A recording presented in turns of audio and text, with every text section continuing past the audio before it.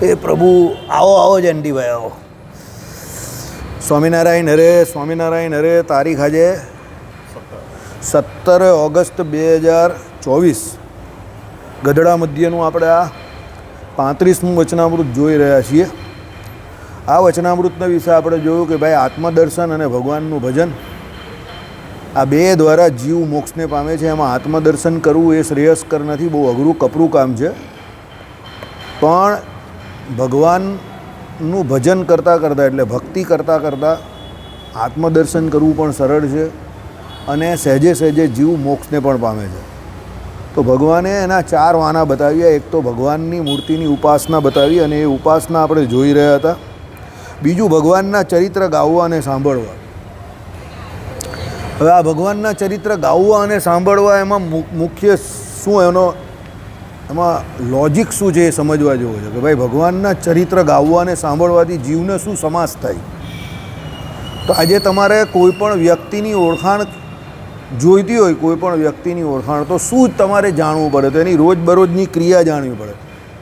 ક્યાંથી આવે છે, શું કરે છે, એ તમારે જાણવું પડે. પછી એની રોજબરોજની તમે ક્રિયા જાણો ને તો એના ઉપરથી તમને એ વ્યક્તિના કેરેક્ટરનો ખ્યાલ આવે કે આ કેવો માણસ છે, ચોર છે, લુચ્ચો છે, બદમાશ છે, પ્રામાણિક છે, એનું કામ નિષ્ઠાથી કરે છે. બરાબર? કામ નિષ્ઠાથી કરે છે તો પાછો એ એના કામમાં સફળ થાય છે, નથી થતો, શું છે, વ્યક્તિ તરીકે એબોવ ઓલ કેવો છે, એ તમારે જાણવું હોય તો શું છે કે એના વિશે આખો એનો પોર્ટફોલિયો કરાવવો પડે. હવે આ ભગવાન પુરુષોત્તમ નારાયણ, તો તમારે મોક્ષ કરવા માટે ભગવાન કેરેક્ટર છે. તો તમે ભગવાનને ઓળખો કેવી રીતે? એ તો અક્ષરધામમાં રહેલા છે. તમે અહીંયા રહ્યું તો ભગવાનને કેવી રીતે ઓળખવાના? સમજો, અક્ષરધામમાં બેઠા બેઠા ભગવાન તો અહીંયા તમને દેખાવાના નથી કે એ કેવા છે. એની ઓળખાણ પણ તમને થવાની નથી કે ભગવાન કેવા છે. અને તમે એમ કહો કે ભાઈ અક્ષરધામમાં જવું છે, પણ જ્યાં જવું છે, જ્યાં એ ભગવાન પાસે જવું છે, એ ભગવાનનો તમને અહીંયા કોઈ અતો પતો જ નથી. એ તમને અહીંયા દ્રશ્યમાન જ નથી, મળતા જ નથી. એ કેવા છે, શું છે? બરાબર? એટલે પછી શું છે, આપણા શાસ્ત્રકારોએ સરળ રસ્તો શોધ્યો અને ભગવાને એકચ્યુઅલી એમને સરળ રસ્તો આ બતાવ્યો કે ભાઈ મારું પરરૂપ જે છે તે તો અપ્રાપ્ય છે, પણ પર પછી બીજું કયું રૂપ આવે? વિભવ આવે. બરાબર? હવે વિભવ જે છે એમાં ભગવાનના બધા અવતારો થાય છે. તો ભગવાને એમાં એ વ્યવસ્થા એવી કરેલી છે કે ભાઈ પરરૂપ જે છે અક્ષરધામના મધ્યમાં બિરાજમાન જે પરરૂપે ભગવાન પુરુષોત્તમ નારાયણ વાસુદેવ બિરાજમાન છે, એ પોતે જ પોતાના ભક્તોને લાલ લડાવવા માટે એવો સંકલ્પ કરે છે કે હું એક બીજા રૂપે આ પૃથ્વીને વિશે, આ ધરાને વિશે મારા ભક્તોની મધ્યમાં અવતાર ધારણ કરું. શું? અક્ષરધામના મધ્યમાં બિરાજમાન, સિંહાસન પર બિરાજમાન જે વાસુદેવ ભગવાન છે, એ પોતે એવો સંકલ્પ કરે છે કે એક બીજા રૂપે હું ક્યાં આ ધરા ઉપર એટલે પૃથ્વી ઉપર મારા ભક્તોને લાલ લડાવવા માટે. લીલા વત્તુ કૈવલ્યમ, અવતારનું પ્રયોજન આ જ કહ્યું છે, ફક્ત ને ફક્ત લીલા. હવે બીજા જે કાર્ય અંદર કરે છે કે ભાઈ પોતાના સ્વરૂપનું જ્ઞાન પણ એ આપી દે એની જોડે, કે પછી પેલા 2-4 અસુરો હોય, અસુરોનું કામ તમામ કરે, ધર્મનું સ્થાપન કરે, જે કંઈ કહ્યું તે પરિત્રાણાય સાધુનામ ધર્મ સંસ્થાપનાર્થાય વિનાશાય ચ દુષ્કૃતાય સંભવામી યુગે યુગે, એમ કરીને જે કંઈ કરવાનું કહ્યું આ બધું ભગવાન એની જોડે કરે છે. પણ મૂળ પ્રયોજન શું છે? પોતાના ભક્તોને લાલ લડાવવા. કારણ કે ઉપાસના કોણ કરે છે? તો એ ભક્તો કરે છે. 9 લાખ યોગીઓને ભગવાન નવલખા પર્વત પર મળવા ગયા શ્રીજી મહારાજ. તો કેમ ગયા? ભાઈ એ લોકો ભગવાનનું ભજન કરતા હતા, ઉપાસના કરતા હતા. સમજ્યા? એટલે એ ભગવાનનું ભજન કરતા હતા એટલે ભગવાન એમ કહે કે એમને મળવા ગયા. હવે બીજું, અહીંયા ભગવાન જ્યારે અવતાર ધારણ કરે એટલે એ ભગવાન બધા ભક્તો જોડે અને પોતે એકલા જે કંઈ ચરિત્ર કરતા હોય, ચરિત્રો એટલે ભગવાન જે કોઈ અહીંયા કાર્યો કરતા હોય, એ કાર્યોને વિશે વેદોમાં કહેલા જે કોઈ ધર્મ હોય, વર્ણ અને આશ્રમના ધર્મો, એ સહેજે સહેજે આવી જાય. એને વિશે જ તમને ભગવાન આત્મા અને પરમાત્મા સંબંધી જ્ઞાન આપી દે પોતાના ઉદાહરણ દ્વારા, પોતાના ચરિત્ર દ્વારા જ. એને વિશે જ ભગવાન શું કરે? તમને જગત પ્રત્યે વૈરાગ્ય થાય, પેલું જ્ઞાન થાય એટલે. અને એને વિશે જે પરમાત્માના ચરિત્રને વિશે જ ભગવાન ભક્તિ, ભગવાનને વિશે કેવી રીતે થાય એ પણ સહેજે સહેજે શીખવાડે. એટલે ભગવાનના અવતારના જે કોઈ ચરિત્ર ગાવવા અને સાંભળવાથી જીવને ભગવાનની ઓળખાણ થાય. અને એ ઓળખાણ થાય એટલે શું? જ્ઞાન થાય. એટલે પહેલાં ઇન્દ્રિયોમાં થાય, પછી અંતઃકરણમાં થાય, ને પછી જીવાત્મામાં એ પરમાત્માનો નિશ્ચય એટલે સાક્ષાત્કાર થાય. એટલે ભગવાનના જે ચરિત્રો છે એ ગાવવા અને સાંભળવા એનું અતિશય મહાત્મય શાસ્ત્રોમાં કહ્યું છે. બરાબર. હવે તમને સિમ્પલ વાત કરું. ભગવાન રામચંદ્રજીએ પેલો સેતુ બનતો હતો ને, તો એ સેતુ બનતો હતો ને તો ભગવાન રામચંદ્રજીએ વિચાર કર્યો કે આ વાનરો બધા મારું નામ લખી લખીને આ પથરા નાખે છે, એના બધા પથરા તરે છે, ચાલી એકાદ પથ્થર ઊંચ નાખી જો. તો ભગવાન રામચંદ્રજીએ પોતે હાથમાં પથ્થર લીધો ને એને સીધો ફેંક્યો દરિયામાં. તો હનુમાનજી દૂરથી ઊભા ઊભા જોતા હતા. એ પથ્થર ડૂબી ગયો. આ તો ભગવાનનું જ ચરિત્ર. ભગવાન ધારે તો પથ્થર તરે જ. ભગવાનનું જ ચરિત્ર કે ડૂબી ગયો. ભગવાને નાખ્યો બીજો પથ્થર, એ પણ ડૂબી ગયો. પછી હનુમાનજીને બોલાવ્યા કે આ કેવું? એમ કે તમે બે પથ્થર પર એક પર શ્રી લખો જ ને એક પર રામ લખો જ ને એ પથ્થરને બેઉને ફેંકો છો, એ બંને ભેળા થઈ જાય છે અને જોઈન્ટ થઈ જાય છે. અને એ એમ કહે કે પથ્થર તર્યા કરે છે કે એની ઉપર સમુદ્ર પર તરે છે અને એનું જોરદાર જોડાણ થઈ જાય છે, સમજો. અને હું જે પથ્થર ફેંકું તે નહીં થતું. આવું કેવું? તો હનુમાનજીએ હસતા હસતા શું જવાબ દીધો ખબર છે? પહેલી વાત એ કે તમે જેને છોડો એ તો કોઈ દિવસ તરે નહીં, એ તો ડૂબે છે. ભગવાન પથ્થરને છોડે જ ને આમ કરીને. એટલે તમે જેને છોડી દેવ એ માણસ કોઈ દિવસ તરવાનો નથી. એ તો શું થાય? એ તો ડૂબવાનો જ છે. અને તમારું નામ જેની જોડે જોડાઈ ગયું છે એ કોઈ દિવસ ડૂબવાનો નથી, એ તો તરવાનો જ છે. આઈડિયા આવી ગયો કહેવાનું તાત્પર્ય? હા. એટલે ભગવાનનું નામ એ પથ્થર જોડે જોડાઈ ગયું. એટલે તમે એની અત્યારે મૂર્તિઓ જે આપણી પાષાણની પણ હોય છે તો ઉપર શું લખેલું હોય? સ્વામિનારાયણ ભગવાનની મૂર્તિ, રામ ભગવાનની મૂર્તિ. તો એ પથ્થર છે તો તમે એને ભગવાન તરીકે પૂજો છો. કેમ?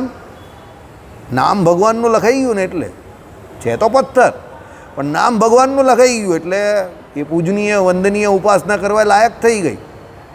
બાકી એ જ મૂર્તિ પથ્થર બનીને જ્યારે રસ્તામાં પડેલી હોય તો લોકોની કેટલી એને લાટ લાગેલી હોય કે લોકોની કેટલી ઠોકરો લાગેલી હોય, કોઈ અસર નહીં, સમજો. પણ એ મૂર્તિને પેલો કંડારીને બરાબર વ્યવસ્થિત મૂર્તિ રૂપે એની સ્થાપના કોઈ આચાર્ય મહારાજ કરી નાખે એટલે પછી લોકો એને પગે લાગતા થઈ જાય, રોજ એની પૂજા થતી થઈ જાય, 5 આરતી થતી થઈ જાય.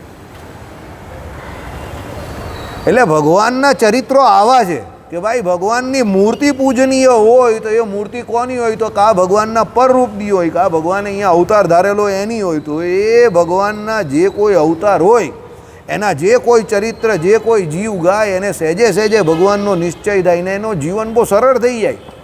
આપણે અહીંયા સત્સંગી જીવનની કથા વાંચીએ છીએ. આ ભાઈ કે એ પ્રમાણે ઘડી કા કાંટા કहाँ ઘૂમ જાતા है पता ही नहीं चलता. આ ભાઈ આંખ મીચીને જો ઘડિયાળની સામે બેસે પણ એમને ખબર જ નહીં પડતી ક્યારે 8:30 ને 5 થઈ જાય. મને પણ ખબર નહીં પડતી. ઘણી વખત બધા ઈશારો કરે, બતાવે આમ અહીંયાથી કે આ 8:30 ને 5 થવા આવી. કાલે પેલા ભગત બતાવતા હતા 8 ને 31 થયું, સમજો. કેમ? ભગવાનના ચરિત્રો છે જ એવા, બરાબર. અને એ ચરિત્રોને ગાતો ગાતો જીવ જે છે તે ભગવાનને પામી જાય, સરળતાથી પામી જાય. અને ભગવાનના ચરિત્રો એટલા બધા મધુર છે અને એમાં ઐશ્વર્યથી માંડીને સામર્થ્યથી માંડીને દિવ્ય ચરિત્રો પણ છે ભગવાનના, અને મનુષ્ય ચરિત્ર પણ છે, અતિ મનુષ્ય ચરિત્ર પણ છે, અને અતિશય મનુષ્ય કરતાં નીચ ચરિત્ર પણ ભગવાને કરેલા છે. પણ બધા ચરિત્ર તમે ગાઓ વાગોળો તો તમને આનંદ જ આનંદ, મજા જ આવે. અને કોઈ વ્યક્તિ વેદાંત ભણેલો હોય કે ન ભણેલો હોય શાંતિથી ચરિત્ર સાંભળ્યા કરે એટલે એને મજા જ આવે.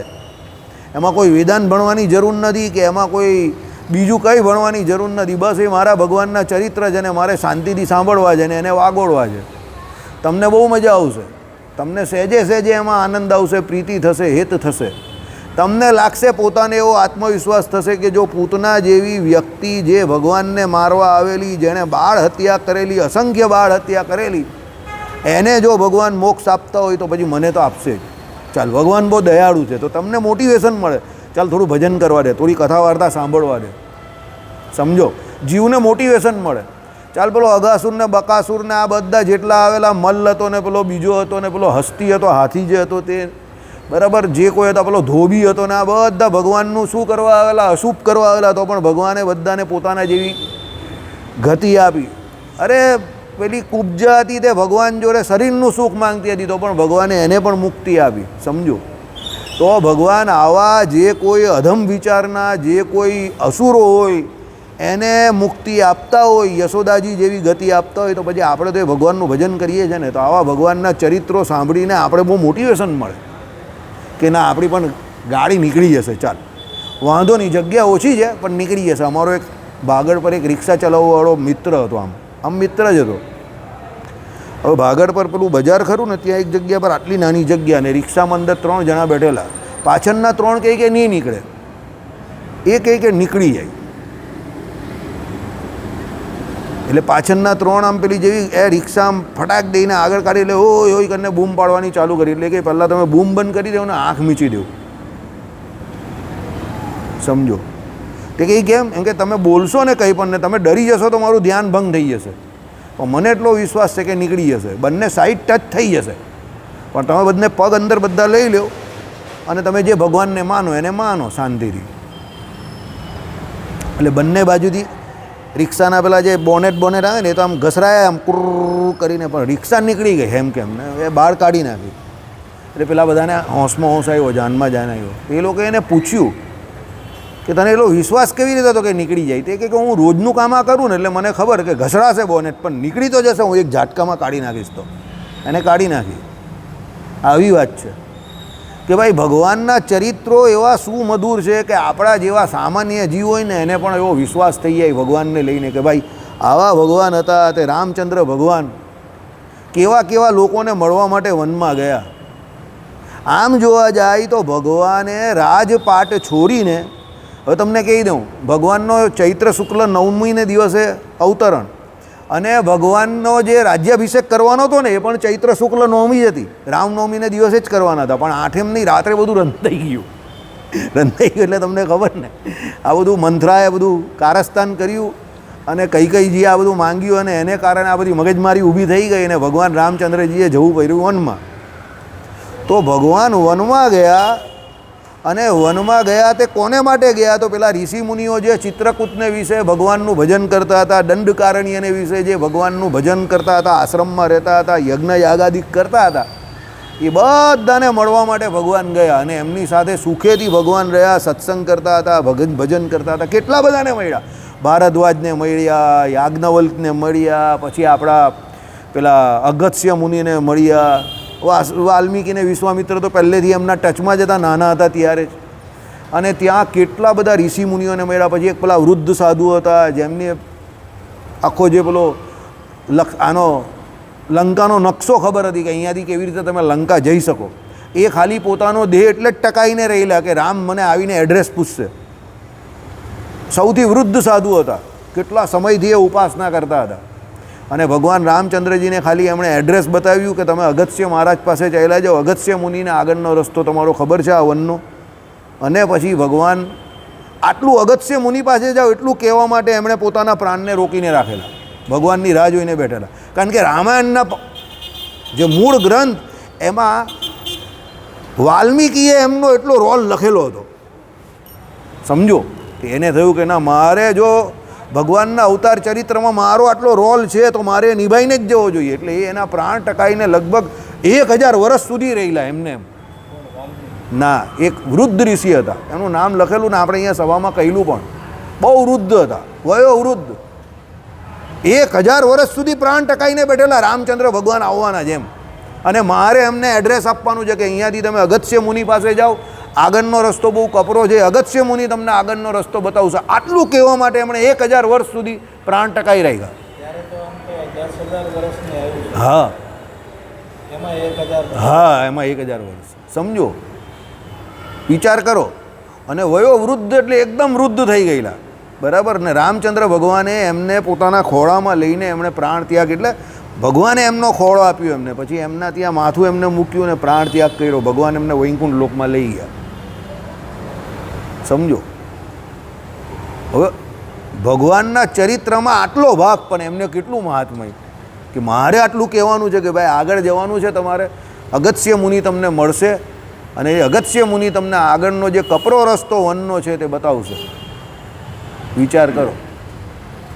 અને ત્યાં જે રસ્તો હતો ત્યાં એક પર્વત હતો, એ પર્વતને પહેલાં ઓળખવાનો હતો, અને એ પર્વત પરથી તમારે અગસ્ત્ય મુનિને ઓળખવાના હતા. સમજો કે ભાઈ અગસ્ત્ય મુનિ એ પર્વત પાસે જ તમારે જઈને બોલવાનું હતું. હવે આટલું કહેવા માટે પેલા ઋષિ મુનિએ પ્રાણ અટકાવેલા. એટલે ભગવાનના ચરિત્રોમાં ભગવાનના ભક્તોના પણ થોડા થોડા જે કોઈ પાત્રો આવે લીલા ચરિત્રોમાં તો એ પણ અમર થઈ જાય. સમજો. અને એ ભગવાનના ચરિત્રો જે કોઈ જીવ વાગોળે બધા જીવનું સારું સારું ને સારું જ થાય. એટલે કંઈ ન સમજ પડે ને તમને, તત્વજ્ઞાન ન સમજ પડે, કંઈ ન સમજ પડે તો ભગવાનના ચરિત્રો સાંભળ્યા કરવા ને વાગોળ્યા કરવા. બરાબર. એ તમને પેલું નિત્યાનંદ સ્વામીવાળું તો ચરિત્ર ખબર જ હશે ને, મુક્તાનંદ સ્વામી ને નિત્યાનંદ સ્વામીવાળું ખબર જ કે નહીં ખબર? નહીં ખબર. ચાલો. મુક્તાનંદ સ્વામીને બહુ સારું નહીં લાગતું હતું, જરા શરીરમાં કચાશ ને એવું હતું, ને મન જરા દુર્બળ થઈ ગયેલું, એટલે બહુ આમ મજા નહીં હતી. આપણે કહીએ ને મજા નથી આજે, એવું હતું. તો મુક્તાનંદ સ્વામી મહારાજ પાસે જઈને મહારાજને કહે કે મહારાજ મજા નથી. એટલે મહારાજ એમને એમનું આખું જીવન ચરિત્ર જે વૃત્તાંત ખરું ને તો આખું સંભળાવે. મુક્તાનંદ સ્વામી સાંભળે, પછી અડધું સાંભળે, પછી કહે કે ચાલો મહારાજ રહેવા દો, પછી એ નીકળી જાય ત્યાંથી.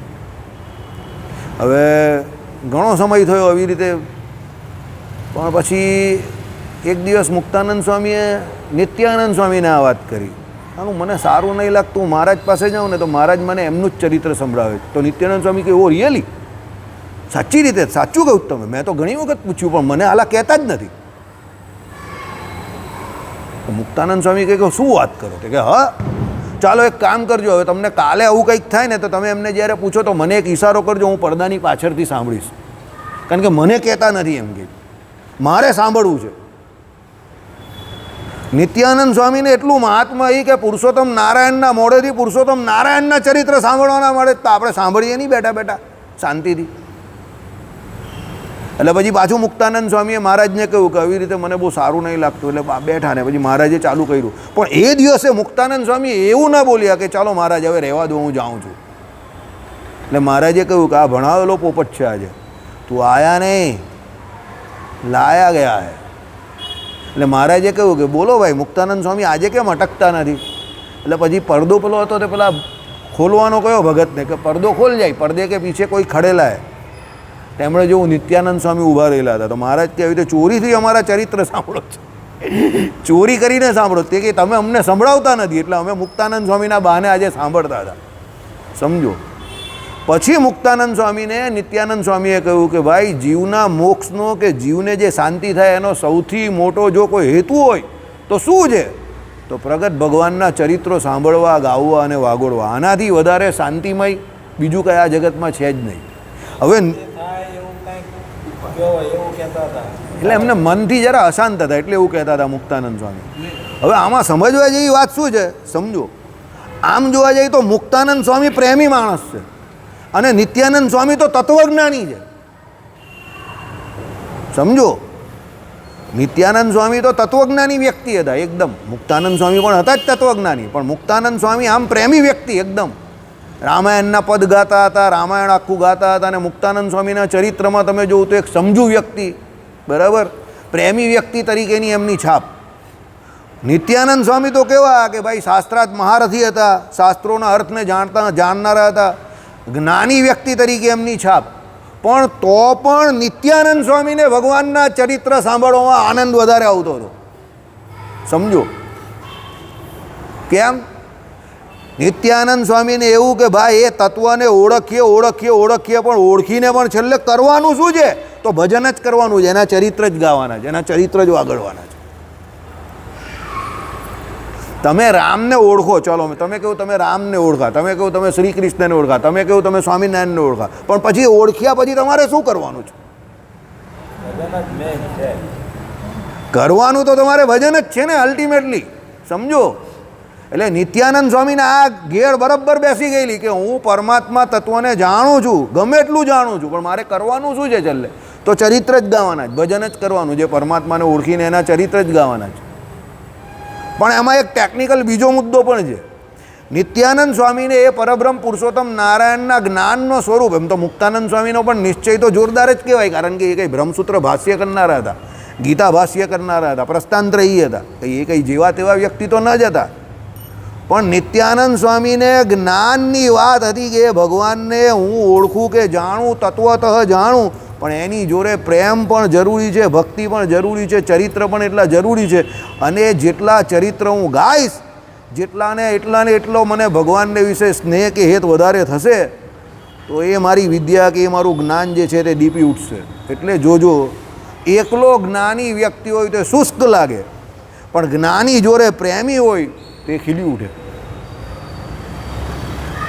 તમે જોજો, કોઈ વ્યક્તિ બહુ ડીપમાં એકદમ સો મચ એકદમ ડીપમાં બહુ ટેકનિકલ હોય, ઘણા બધા માણસ એવા જોયા છે, તમારી કોલેજના અમુક પ્રોફેસર્સ હોય એવા બહુ ટેકનિકલ હોય, પણ એના લેક્ચર એટેન્ડ કરવાના તમને ગમે નહીં બહુ.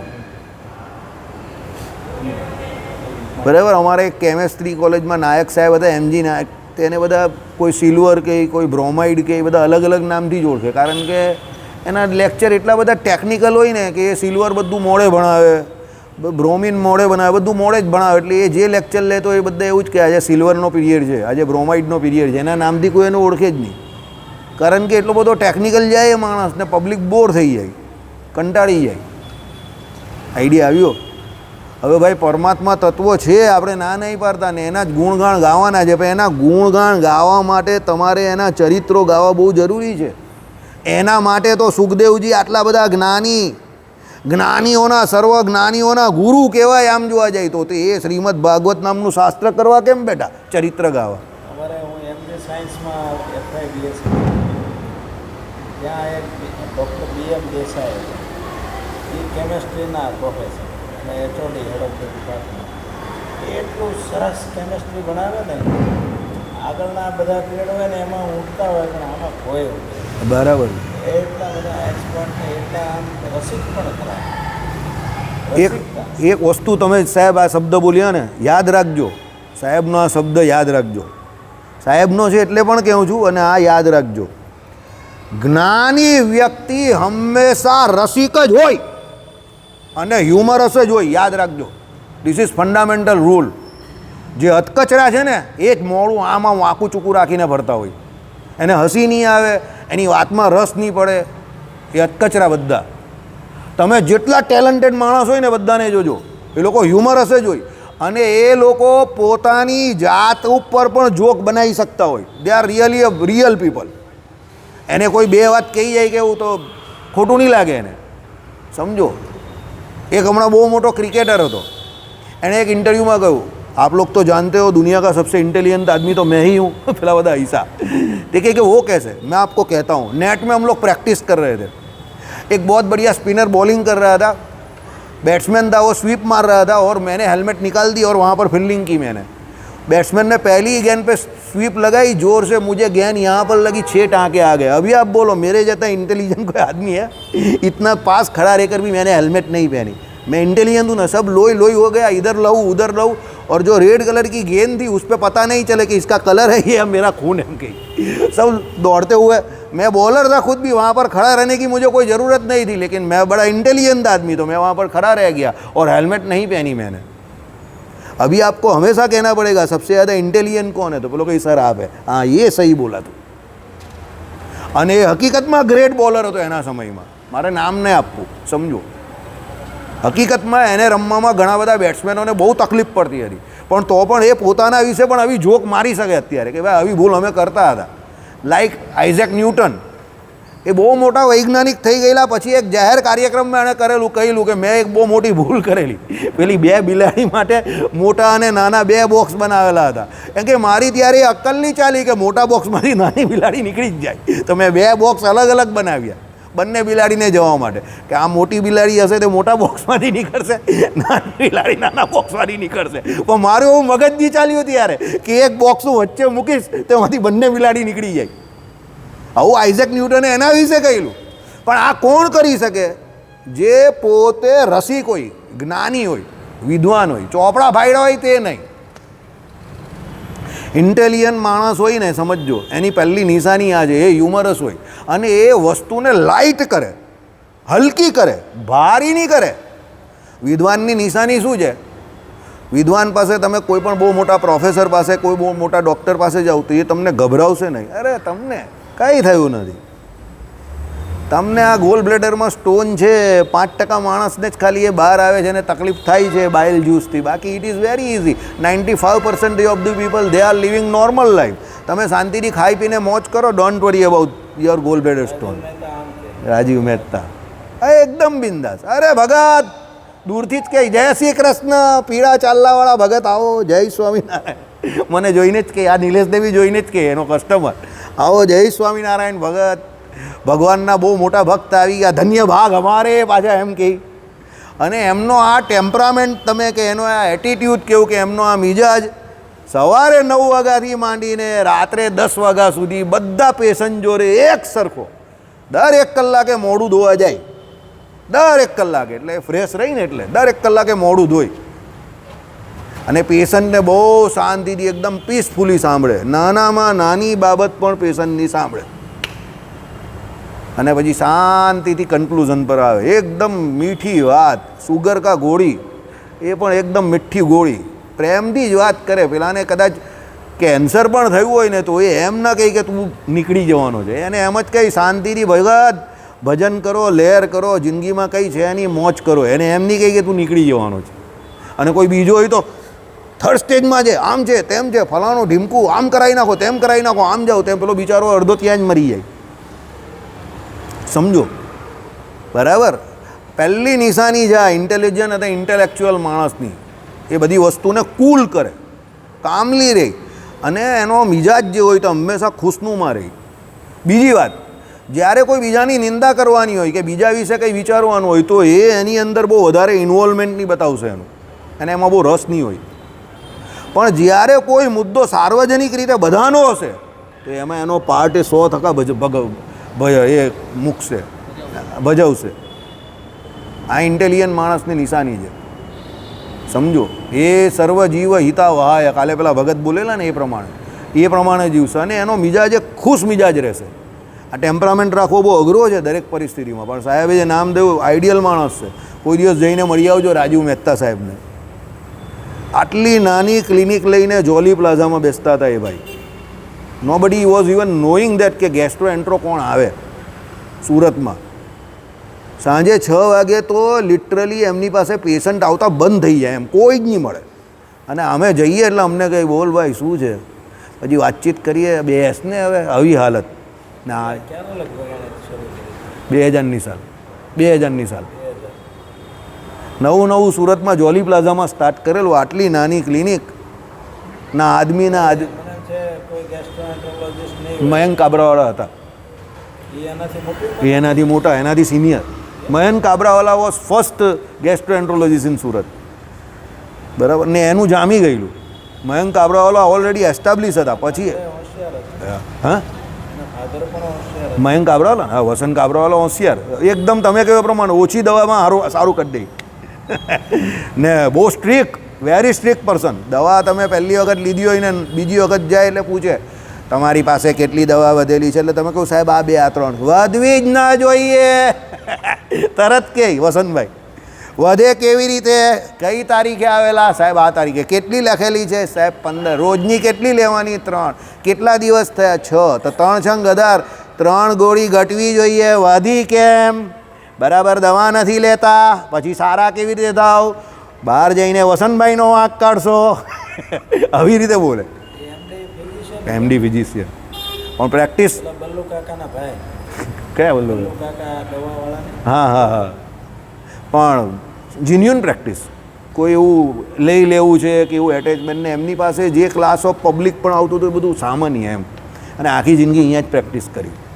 એવું કંઈ હાઈફાઈ કે એવું નહીં એમ. 80 વર્ષ સુધી કરી. કદાચ અત્યારે કરતા હોય કે નહીં કરતા હોય ખબર નહીં. લગભગ કોરોના પહેલાં જીવતા હતા.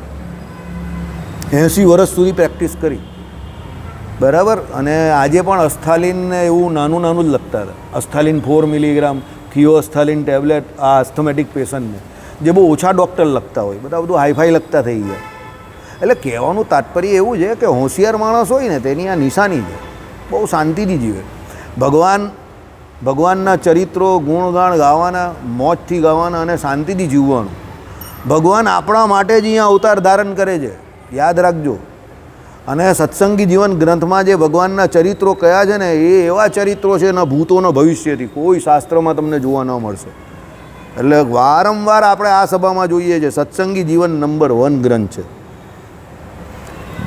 વચનામૃતમાં તો આપણા જીવના સામાન્ય પ્રશ્નના સામાન્ય રીતે ભગવાને જવાબ આપેલા છે, પણ સત્સંગી જીવન તો હુલ લાઈફ, ભગવાનની લાઈફ, હુલ લાઈફ ઓફ ગોડ કહેવાય. આમ જોવા જઈએ તો ભગવાનની આખી લાઈફ જીવન કેવું હોય હવે એ ભગવાને પોતા દ્વારા મનુષ્ય ચરિત્ર કરીને આપણે શીખવાડ્યું છે કે આવું જીવન ચરિત્ર તમારું હોવું જોઈએ મનુષ્યનું.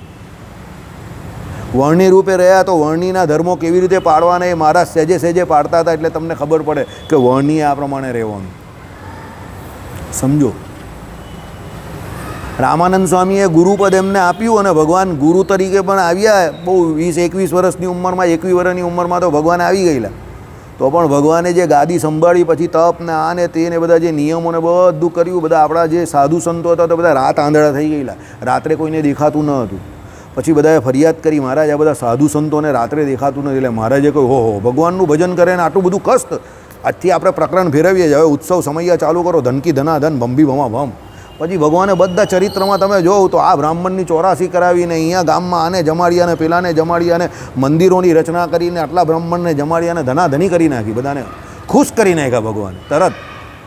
તમે જુઓ, પહેલાં ભગવાન જ્યારે તપસ્વી રૂપે આવેલા ત્યારે એકદમ પાતળા હતા, વચ્ચે પાછા મસ્ત થઈ ગયા અમારા જેવા, અને પાછા છેલ્લે ભગવાને અંતર્ધાન લીલા કરવાના હતા ત્યારે પાછા જેવા હતા તેવા થઈ ગયા. એટલે એ એમના જીવન ચરિત્ર દ્વારા એમને આપણે શીખવાડ્યું કે આવી રીતે જીવાય. સમજો, એટલે ભગવાનના ચરિત્રને નંબર 1 આપવાનું. તમે જેટલા ભગવાનના ચરિત્ર સાંભળો, વાગોળો, આજે પણ ભક્ત ચિંતામણીમાં પેલો જે શાંતિપાઠ આવે છે, સમજો એ શાંતિપાઠ તમને ગમે એવી અશાંતિ થઈ હોય, શાંતિપાઠની નાની બુક પણ આવે છે, આટલી નાની પુસ્તિકા પણ છે, એ તમે તમારી ખિસ્સામાં રાખો, ગમે ત્યાં ગયા હોય ને એ શાંતિપાઠ તમે શાંતિથી વાંચ્યા કરો, તમને રિયલી શાંતિ થઈ જાય. ભગવાનની વન વિચરણની લીલા છે એમાં 5 પ્રકરણમાં. સમજો, બરાબર? અરે 5 અધ્યાયમાં, સોરી. કહેવાનો મતલબ શું છે કે એનો આપણે કદાચ આપણે પણ મંડળમાંથી છપાવેલું કે શાંતિપાઠ છપાવેલો, આપણે પણ છપાવેલો શાંતિપાઠ 33 જેવો છે, બરાબર? બહુ મજા આવી જાય તમને. અને નાના છોકરાઓને મારું એવું ઉલટું માનવું છે, આ લોકોએ જે આ પ્રદર્શન કર્યું ને એમાં આ જે ભગવાનની વન વિચરણ લીલા સુધી ગયા ને આ લોકો, સમજો એકચ્યુઅલી એ શાંતિપાઠ જે છે ને એનું પ્રદર્શન કરવા જેવું છે. શાંતિપાઠમાં એવી બધી ઘણી બધી ઘટનાઓ છે કે જેમાં સૂર્યનારાયણનું આવી જાય, ભગવાન જે મળ્યા તે પેલા જન્માષ્ટમીને વિશે ભગવાન બેઠેલા જંગલને વિશે, અને પેલા 1000 ભૂત હતા પેલા ઝાડને વિશે, અને ત્યાં હનુમાનજી આવે ને બધાને ગદા ફેરવે છે. પછી પેલા આપણા શંકરજી અને પાર્વતીજી એમને સાથવો જમાડે છે તે, બરાબર? પછી આપણે તમે ગયેલા ત્યાં ભગવાન તપ કરે છે, આપણો આ પેલા ભરતજીએ તપ કરેલું તે ઉલ્હાશ્રમને વિશે. સમજો, આ બધું અંદર શાંતિપાઠમાં આવી જાય છે. ભક્ત ચિંતામણીમાં ગંડકી નદીને વિશે મહારાજ એમ કે તપ કરેલું ને બધું આવી જાય. તમે અત્યારે પણ જો હું કહું છું તો પણ મને શાંતિ થઈ જાય. એ શાંતિપાઠનું એક્ઝિબિશન બનાવવા જેવું છે. આપણી પાસે પેલા લોકોનો નંબર નથી, એ લોકોને કહેવા જેવું છે કે તમે આનું એક્ઝિબિશન બનાવો. મારો નંબર મેં લખેલો છે, આપેલો છે, લખેલા છે હોય તો લખી દેવું એને. એ તો ખબર, નામ તો મને બંનેના ખબર છે. ચાલો નહીં હોય તો એને એ વાત કરવા જેવી છે. શાંતિપાઠ જે છે આખો ભક્ત ચિંતામણીનો એનું એક્ઝિબિશન કરવા જેવું છે. એક તો વેલ પ્રૂવન છે એમ, બરાબર? એટલે ભગવાનના ચરિત્રો ગાયા કરવાના.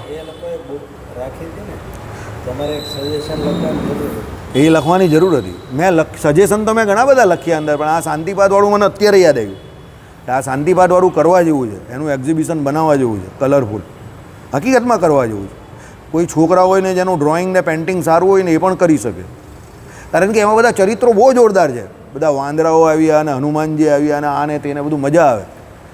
પછી પેલા એક વિસ્તારમાંથી ભગવાન 3 દિવસ સુધી કંઈ મળેલું નહીં મહારાજને, ને પેલો પાણીનો આખો વિસ્તાર હતો, હિમાલય તરફ ભગવાન જતા હતા ને, અંધકારવાળો વિસ્તાર હતો આખો જંગલમાં, બરાબર ને? હા બસ, હે ગુફાની અંદર, ગુફાની અંદર આખી રાત, હા તે બધું છે બહુ જોરદાર. તમે આમ અત્યારે તમારા રૂવાડો ઊભા થઈ જાય એવા છે બધા ચરિત્રો. વગરને બધાને સમાધિ થઈ ગઈ. બધાને નાના નાના જે કોઈ જીવ જંતુઓ બધાને ભગવાનનો સ્પર્શ થયો, બધાને સમાધિ થઈ ગઈ. હિમાલય એમ કીધું કે ભાઈ અંદર તો મોટા મોટા મગરમચ્છ ને એ છે. તમે જાતા જ નહીં આમાં તોય ભગવાન ક્યાં ને મગરમચ્છો અને બધા જે કંઈ અંદર હતા એ બધાને સમાધિ. ભગવાન હતા ને, આખી રાત એમાં ચાલ્યા. એટલે તો કહી છે કે આ ચરિત્રો દ્વારા તમને ખબર પડે કે ગમે એવો કુપાત્ર જીવ હોય, પુરુષોત્તમ નારાયણ જ્યારે મહેર કરે છે ને ત્યારે પાત્ર કુપાત્ર જોતા નથી. આ પ્રમાણે આ સર્વોપરી અવતાર છે, આમ સર્વોપરી છે, સમજો. વગર કરીએ વગર કહીએ પેલા મગર બગર જે કોઈ હતા એની પાસે ભગવાન પહોંચી ગયા સીધા, બરાબર. હવે એ યોનિની એને પ્રાપ્તિ થઈ હોય તો એ કંઈ બધા બહુ મહાન જીવ તો હશે નહીં. 84 લાખ યોનિમાં આવેલા તો એ એવા કંઈ હારા જીવ તો હોય નહીં ને, તો જ 184 ગયા હોય ને, તો પણ ભગવાન એમને વગર પ્રયોજને એમની પાસે પહોંચી ગયા ને એ બધાનું મહારાજે હિત કર્યું. પેલી દોષી હતી, ચાખડીનો અવાજ આવ્યો તો એને સમાધિ થઈ ગઈ. એ કંઈ નાઈ સ્વામિનારાયણનું મોઢું જોવું જ નથી, કંઈ નહીં, તો ભગવાનનો ચાખડીનો અવાજ આવ્યો ખાલી ટક ટક ટક, એમાં એને સમાધિ થઈ ગઈ. પેલા પક્ષીઓ બેઠેલા હતા એને ખાલી ભગવાનની ચાખડીનો અવાજ ને ભગવાને આમ દ્રષ્ટિ કરી ખાલી પક્ષીઓ પર, પક્ષીઓને સમાધિ થઈ ગઈ, સમજો. હવે સમાધિ એકદમ અઘરામાં અઘરું ને કપરામાં કપરું કામ છે, ચિત્તનો અને પ્રાણનો એ નિરોધે કરીને સમાધિ થાય. ભગવાને સહેજે સહેજે સમાધિ કરી દીધી, બરાબર. એટલે તો મુક્તાનંદ સ્વામી કહેતા હતા કે આ સમાધિ નથી દોહેલી તો પણ આ સહેજાનંદ સ્વામી આટલી સરળતાથી લોકોને સમાધિ કેમ કરાવી નાખે છે. એ કહેતા હતા આ કંઈ તૂટ લાગે છે. મહારાજ કે ભાઈ એવું કંઈ નથી, સમાધિ જ થાય છે બધાને. એવું લાગતું છે ને કાંઈ મેલી વિદ્યા છે. હા, એવું લાગતું હતું. મુક્તાનંદ સ્વામીને શક હતો જરા કે ભાઈ આ એમનું મહાત્મય બતાવવા માટે એવું કરે છે. એવું ઘણા વ્યક્તિઓ જોડે થાય, સમજો. ઘણા પોસ્ટેડ વ્યક્તિ હોય ને એના પછીનો કોઈ વ્યક્તિ આવે અને એ કંઈ પોઝિટિવલી કામ કરતા હોય તો પોસ્ટેડ વ્યક્તિને એવું લાગે કે આ મારાથી એની જાતને મોટી બતાવવા માટે કરે છે, પણ પેલો જે કરતો હોય ને તે એના મનથી કરતો હોય. બધાની કામ કરવાની રીત અલગ અલગ છે, સમજો. અલગ અલગ જીવ છે, બધાની કામ કરવાની રીત અલગ અલગ છે અને એના અનાદિ કર્મને અનુસાર એ કામ કરતો હોય. ઘણા લોકો બહુ પોઝિટિવલી ઘણા બધા સારા કામ કરતા હોય. હવે આપણે એવું લાગે કે ભાઈ હકીકતમાં એટલો પોઝિટિવ ને રિયલ હશે. હવે એમાં આપણે કેમ એને નહીં એવા ઓળખી શકીએ, કારણ કે આપણે એવા નહીં હોઈએ. આપણે મહેલા હોઈએ તો પછી રિયલ માણસને આપણે કઈ રીતે ઓળખવાના? પહેલાં આપણે રિયલ બનવું પડે, પણ પછી એને જેમ જેમ આપણે નજીકથી ઓળખતા જઈએ તેમ ખબર પડે કે ના ભાઈ આ રિયલ માણસ છે, સમજો. ઘણા બધા માણસ મને એવું કહી જાય ભાઈ મારે ભગત સેવા કરવી છે, તો આપણે એમ થાય કે આ કંઈ સેવા કરે એવો છે. પહેલાં આપણે એવો ડાઉટ જાય એની પર, પણ પછી એ હકીકતમાં પહોંચી જાય અને એ સેવા કરી નાખે ત્યારે આપણે થાય કે ના ભાઈ આને હકીકતમાં સેવાનું મહાત્મય છે અને આ સેવા કરવા હકીકતમાં ઈચ્છતો હતો. હું ખોટો ડાઉટ કરતો હતો ઘણું, મને પણ એવું થાય છે. હકીકત તમને કહું છું, કારણ કે મેનેજમેન્ટમાં હંમેશા એ વસ્તુ રહેવાની જે મેનેજમેન્ટમાં હોય ને એને કાયમ બધાને ઉપર થોડો ક્વેશ્ચન માર્ક કે શક થાય કે આ કરી નાખશે હકીકતમાં, પણ નહીં કરવો જોઈએ. મુક્તાનંદ સ્વામી જેવાને ડાઉટ થઈ ગયેલો હતો કે આ સહજાનંદ સ્વામી એનું પોતાનું મહાત્મય બતાવવા માટે કે ગુરુ કરતાં વધારે બતાવવા માટે કે વધારવા માટે સમાધિ કરાવે છે. તો મુક્તાનંદ સ્વામી પ્રસ્થાંતરયી હતા, એને પણ ડાઉટ ગયેલો શ્રીજી મહારાજ પર, બરાબર. એટલે પ્રેમ ગલી બળી સાંકડી ઉનમે દો ન સમાય, યાદ રાખજો. આ પદ છે, પ્રેમ ગલી અતિ સાંકડી ઉનમે દો ન સમાય, એમાં બે નહીં સમાય. એટલે જ્યાં સુધી આપણે આપણું હું પણ નથી છોડતા ત્યાં સુધી પરમાત્મા જોડે હેત થતું નથી. આપણે આપણી બુદ્ધિથી વિચારવાનું બંધ કરી દેવું પડે. ભગવાન જેમ કે એમ કરવું પડે. પછી આપણે આપણી બુદ્ધિથી સ્વતંત્રપણે વિચારવા જઈએ તો એમાં બધું કેવું છે તે તમને ને મને ખબર જ છે. એટલા માટે ભગવાનના ચરિત્રો સાંભળવાના કયા છે.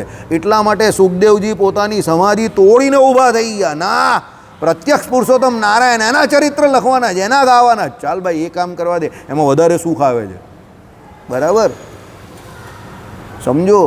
એટલે સુખદેવજી જેવા જ્ઞાની વ્યક્તિ જો ચરિત્ર ગાવવા માટે, વાગોળવા માટે, લખવા માટે તૈયાર થઈ ગયા હોય તો પછી બીજાની તો વાત જ કા કરવાની. ભણવા માટે એટલે લખવા માટે આપણે એમ કહીએ, ભલે લખેલું કોઈ બીજે ભણ્યા એટલે લખીએ, આપણે એમ જ કહેવાનું, સમજી જાઓ.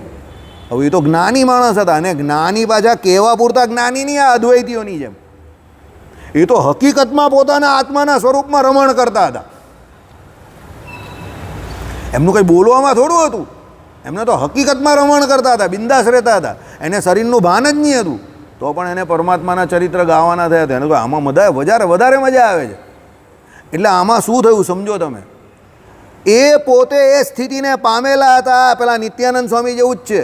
એટલે એમને એ ચરિત્રોનું મહાત્મય આપણાથી વિશેષ છે. એટલે એ ચરિત્ર ગાવા માટે, વાગોળવા માટે કે ભણવા માટે ઊભા થયા. અને આપણે સહેજે પ્રાપ્ત છે, પણ આપણી એવી કેપેસિટી એ લોકો જેટલી થઈ નથી, એટલે આપણે એટલો આનંદ, કેટલી મજા આવતી નથી. મારી બા કહેતા હતા ને એ પ્રમાણે, નાના હતા ને મારી બા શીરો બનાવે ને, ચાલ શીરો બનાવતા મોઢું મચ કરીએ. સાચી વાત ને ગોપાલભાઈ? શીરો હું બનાવવાનો મમ્મી, કોઈ હલવો વલવો બનાવની? મારી બા કે એ તો શીરો બહુ આસાનીથી મળી જાય જ ને, એટલે શીરો કરો છે. જે દિવસે શીરો બનાવવાળું કોઈ હશે નહીં ને ત્યારે ખબર પડશે. भाई गॉड कहता हूँ, उस दिन की बात और आज की बात હકીકત છે. શીરો બનાવવાળું કોઈ ન હોય ને ન આવડતો હોય ત્યારે ખબર પડે. આલું ઘી પણ છે, ઘઉંનો લોટ પણ છે, ગોળ પણ છે ને ખાંડ પણ છે, પણ આલો શીરો બનાવવાવાળું કોઈ નથી. એટલે શીરો જ્યારે મળતો હતો ત્યારે આપણે મોઢું મચકોરતા હતા. હવે છે તો ગમતો નથી. એટલે અહીંયાથી એક વસ્તુ શીખી લેજો, ભગવાનને જેને મા બાપનું સુખ આપેલું છે એને પૂજ્યપણે માનજો, એના કયામાં રહેજો, સુખી થશો. જેને એક પણ નથી હોતા કે જેને નથી હોતા એને ખબર હોય કે મા બાપ શું છે. મા બાપ એક વ્યક્તિ વિશેષ નથી. કેશુ સ્વામીને પૂજજો. એ આપણા સંસ્કારની પાઠશાળા છે. સનાતન સંસ્કૃતિમાં ભારત વર્ષને વિશે આપણે જે આ જન્મ મળ્યો એમાં સૌથી મોટું કારણ જે હોય તો એ છે. એટલે શાસ્ત્રોમાં માતૃદેવો ભવ, પિતૃદેવો ભવ, આચાર્ય દેવો ભવ કહ્યું છે. એને કંઈ કોરાને બેહાડીને નાખી નહીં દેવાના, બરાબર? મોટી વાત કરીને એને આમ ખૂણામાં નાખી નહીં દેવાના. સમજો, એની સેવા કરવાની છે ને અહીંયાથી કરવાની છે. જે કંઈ કરો અહીંયાથી કરજો. યાદ રાખજો, દુનિયા ગમે તે કંઈ, દુનિયા ઉપર કોઈ દિવસ જતા ના. અહીંયાથી જે કંઈ કરવું હોય તે કરજો, બરાબર? દુનિયા તમારું કંઈ બગાડી નહીં શકવાની. દુનિયામાં એવો કોઈ પાવરફુલ માણસ જ નહીં કે તમારું કંઈ બગાડી શકે, બરાબર? આપણા કર્મો જ આપણું બગાડે અને આપણા કર્મો જ આપણે સવારે. સમજી જજો. એટલે આ તો શું છે કે તમે જેટલા તમારી જાતને ઊંચી કરો, લિફ્ટ કરો, એટલું જ બધું ઊંચું લાગે તમને. તમે જેટલા નીચે જાઓ એટલા બધા તમને લોકો પણ નીચા મળે અને બધું નીચું લાગે. એટલે પરમાત્માના ચરિત્ર ગાવાનું ને વાગોળવાનું કહે છે. કેમ? પરબ્રહ્મના ચરિત્રો છે, એમાં કંઈ મોડું કે નીચું હોય જ નહીં. એટલે શ્રીજી મહારાજે શું કહ્યું? ભગવાનનો ભક્ત હોય એના માટે ભગવાનના બધા જ ચરિત્રો કેવા ગાવા અને વાગોળવા લાયક છે. એક પણ ચરિત્ર એવું નથી કે જે એવું ન હોય. એટલે શ્રી કૃષ્ણ ભગવાન આપણા તો ભાગે તો પણ આપણે રણછોડ રાયકી જય જ બોલીએ. શ્રીજી મહારાજ પણ આપણે એમ કહી કે આ પહેરાતું નથી. આપણા ચરિત્રમાં આપણા ધરમસિંહ ભગતની માસ્તી હારી છે. તમને લાગે એવું? ધરમસિંહ ભગતને ચરિત્ર સારા આવડે છે કહેતા. ધરમસિંહ ભગતને ચરિત્ર સારા આવડે. સમજો, ગામઠી ભાષામાં ચરિત્ર સારા કહી. મહારાજને લાગી હતી એક વખત આયરી આ, અને પેલું આ બાંધેલું હતું ને તે નીકળતું નહીં હતું, નાડું ગાંઠ. મહારાજ કહે જો આ ગાંઠ નીકળશે નહીં ને તો હું આમને આમ જ કરી નાખા. હવે તમને લોકોને કેવું હસવું આવે છે, સમજો. હવે આમ ભગવાન કહેવાય. હવે ભગવાન આટલું રોકી નહીં શકતા હોય. મહારાજ કંઈ જલ્દી કાઢો આને, નહીં તો હું આમને આમ જ બેસી જવા. સમજી જાઓ. પછી જે બગડવાનું હોય તે બગડશે, તમારે ધોવું પડશે, પણ હું તો બેસી જ જવા. ભગવાને એવું કહ્યું. પછી પેલો હરિભગત કંઈ જરા ઘડીક તો ખમો મહારાજ, ને એમ કરીને ખેંચવા માંડ્યા. મહારાજ કંઈ જલ્દી કાઢ, નહીં તો હું બેસી જ જવા. આવી જીદ નાના છોકરા જેવી, સમજો. પણ એ ભગવાન છે. ભગવાનની વાત આવી જોઈ ને પછી ત્યાં અક્ષર ઓરડીમાં બેઠેલા હતા, ઉપર પેલું નળિયું ખસી ગયું, તે હરિભગત આવ્યો. ભગવાને એને કહ્યું જો ભાઈ અમે તો અટ્ટા કટ્ટા છે અને તું 1.5 પસલી છે. 1.5 પસલી એટલે સમજો ને તમે, પેલો બિચારો જરા માઈક આંગલો હતો. અહીંયા કોઈનું ઉદાહરણ આપીશ તેને ખોટું લાગી જાય એટલે હું નથી આપતો. એટલે મહારાજ કે એક કામ કર, હું તારી ઉપર ચડી શકું એવો છું નહીં, કારણ કે જો હું ચડીશ તો તું નીચે ચાલ્યો જશે. એના કરતાં તું મારી ઉપર ચડી જા અને પેલું નળિયું સીધું કરી નાખ. તો પેલો પાછો દોડાયો. આપણા મંદિરમાં ઘણા દોડાયા નથી આવતા, આમ નહીં થાય ને પેલું નહીં થાય ને ફલાણું નહીં થાય ને ઢીમકું નહીં થાય. ન થાય એનું લિસ્ટ બહુ મોટું હોય, થાય એનું લિસ્ટ મળે જ નહીં. એટલે એ મહારાજને પાછો સલાહ આપવાનો થઈ ગયો. મહારાજ તમારા ખભા પર થોડું પગ મૂકાય. ભગવાન કે આલા મારી જીભ પર પગ મૂકે છે, ખભા પર પગ નહીં મૂકતો ને મારું કામ નહીં કરતો. આલા ખરો માણસ છે તું પણ. સમજ પડી? આવા દોડ થયા બહુ હોય. સમજી ગયા? એ ભગવાનની જીભ પર પગ મૂકે, કામ કંઈ નહીં કરવાનું, ને બીજો કોઈ કરતો હોય તો આ પ્રમાણે વચ્ચે વચ્ચે ડીંગલા કર્યા કરવાના, આમાં આવું છે ને પેલામાં પેલું છે ને આમાં આવું છે. એની પાસે ફરિયાદનું લિસ્ટ બહુ મોટું હોય. પણ ભગવાન કહે ભાઈ હું અટ્ટો કટ્ટો માણસ છું, તું ઉપર ચડી જા ને સીધું નડિયું કરી દે. ભાઈ એને નીચ કર્યું છેલ્લે સુધી, એ ન જ માન્યો. બરાબર? એટલે દોડ દયા થવો નહીં, ભગવાન જે કહે એ કરી નાખવાનું શાંતિથી. બરાબર? ચાલો, શ્રીપતિમ શ્રીધરમ સર્વદેવ